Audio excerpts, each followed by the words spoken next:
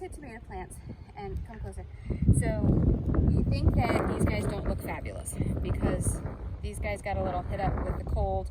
These look beautiful. So all we're gonna do, we're just gonna pull these off.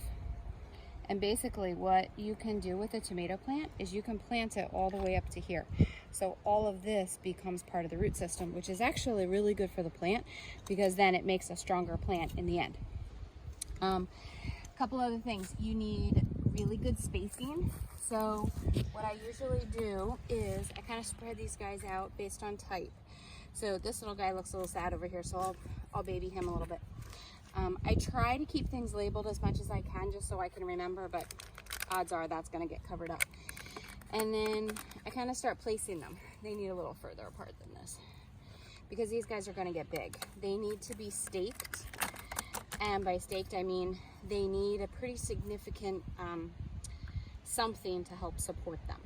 You can come up on me now. Over here, over there in that corner, I put 2 little black cherry tomatoes, which look pretty insignificant right now, but will get huge. I'll actually put a big, huge cage around those because they will get taller than me and produce a ridiculous amount of fruit and get so tall that the branches end up breaking.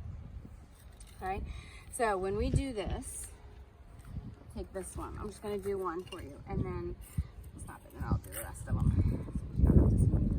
Now, I'm hoping since we're in South Jersey, you understand the importance of the tomato in South Jersey. We have excellent soil for these, and I feel like everybody at some time or another has grown tomatoes. So again, we're going to kind of do that trick with pulling the stems off. Plant them really, really deep. So I just planted it probably 6 inches down into the ground. And it'll take a couple days, a little water, a little mulch, and these guys are going to do great. And we'll stake these. Every single tomato plant gets a stake of some kind, kind of depending on type. Let's do a little panoramic of the garden. So let's go around a little bit. We have our potatoes over here. Our kohlrabi here, this was our second batch that went in, but the first batch over here is looking really good. And you can kind of see, I don't know if you can zoom in or not, on. Yeah.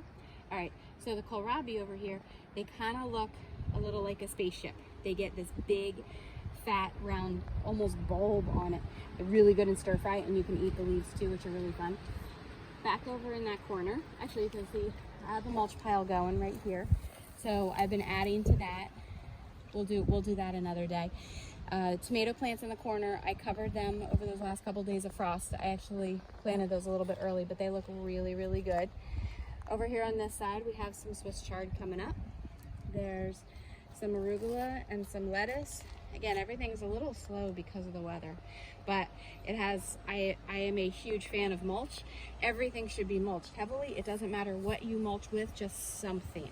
So right here, I have some old, it was just some leaves and pine needles that had just been sitting around.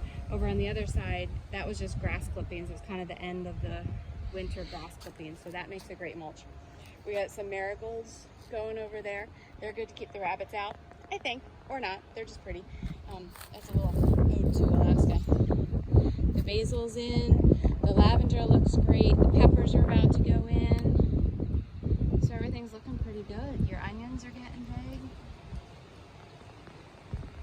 And you get to finish on a shot of George being good. Good garden manners for George now that he needs a bath.